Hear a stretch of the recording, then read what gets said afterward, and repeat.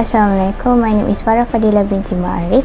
So the issue that we will be discussed is high number of crime give negative effects towards city space attractiveness. So from the Department of Statistics Malaysia, in 2021 Malaysia has recorded crime index by 19.3%, which equivalent to 52,974 cases in a year. This is including robbery, rape, sexual harassment, vehicle theft and break-in and others. Crime in metropolitan society is a major issue since this has become prevalent and threatening on residential order and safety.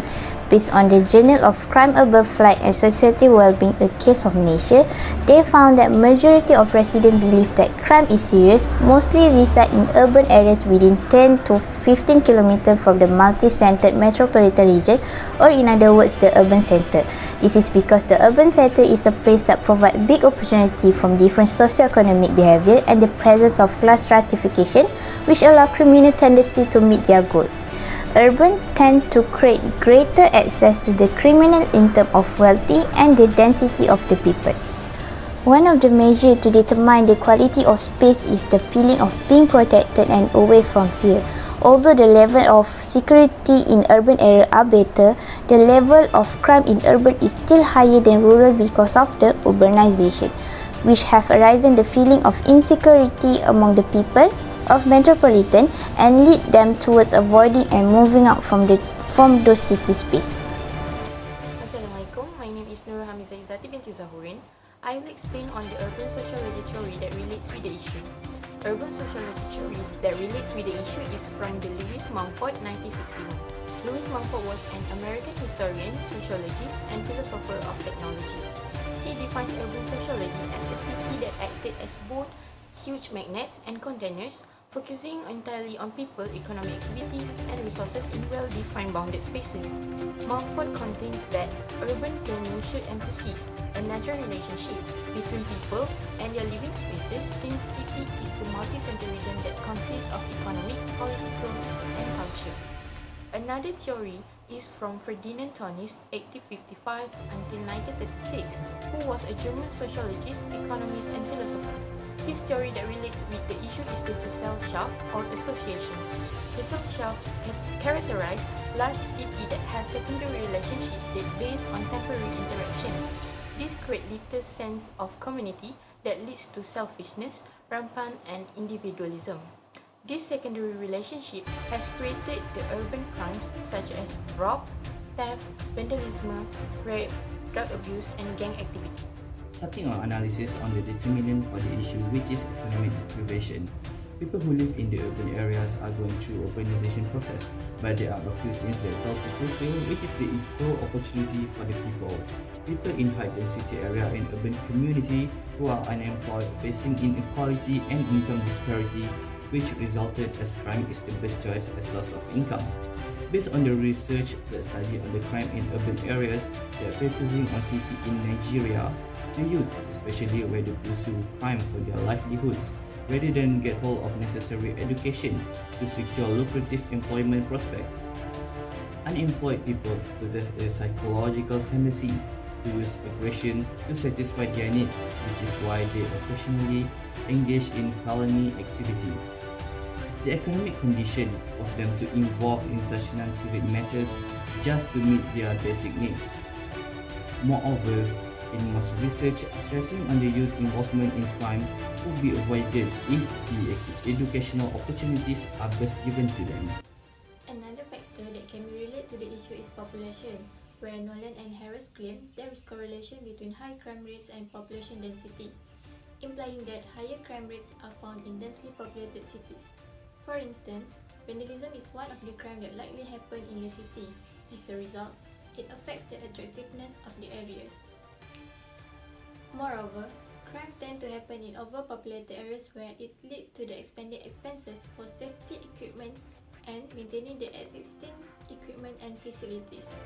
Our position is agreeing with the issue of high number of crime give negative effect towards city space attractiveness, because apart from it caused by economic deprivation of the people and the population, people tend to avoid most of the places where the crime occurred. The fear in the community will cause many to leave and choose more secure alternative. Additionally, the decline in population will have an impact on future development because living there is not advantageous to them. Solution that could be get hold of is tough up the law enforcement through criminal justice. The establishment of policies that are focusing on criminal justice is highly anticipated to make certain that every crime can be rectified. The establishment of criminal justice policies must come with the law enforcement to ensure that it will be executed thoroughly. Law enforcers contribute significantly to ensuring that crime was investigated meticulously, let alone to ensure that the crime rate could be narrow. Patrolling the neighborhood and understanding demographic where the crime is usually occurred are two things that could be done in half with the effort. The effort of reducing crime under National Key Reserve Area or NKRA framework of Government Transformation Program GTA provide an effort of patrolling and mobile station that focusing on urban areas such as in Ampang Street and Bukit Bintang, which has been proven worthwhile. The establishment of Safe City program in Malaysia by the Malaysian Crime Prevention Foundation has helped the government to curb the crime in the particular area, where it involved the government agency, NGOs and communities in the area or neighborhood. One of the program is the Caring Community and Neighborhood Committee, where it has been established in 7 and 8 Malaysia plans to foster neighborliness, where it will aid in lowering crime rates in housing areas. For instance, the community in the area can help each other by monitoring or patrolling the house area during night. Other than that, the establishment of installing closed-circuit television (CCTV) cameras in high-risk and thief-prone regions. By doing this, thieves may be deterred from committing a crime if they know that their action will be recorded on video. Hi, my name is Nilufar Dianapati Kamalizaman and I will explain on the values that we can learn from this discussion. The first one is we can conclude that poverty is a major cause of urban crime. Many authorities in the field of criminal justice say that poverty is a major cause of crime. The urban poor are plagued by many other problems such as the high cost of living, financial difficulty, and stable job. These all concomitant deprivation and hardship to them and appear to be the cause for the most often to involve in crime. Studies in the West have shown that the economic situation in a country is closely linked to crime trends. Next is urbanization in field of crime.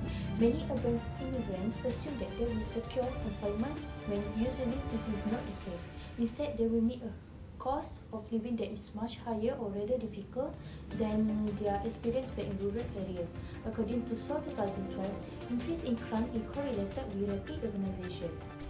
The link of urbanization to crime is that chances of crime to take place are high when there are high population density in a given place that have rapid change in social environment and poor living conditions. Crime and morality.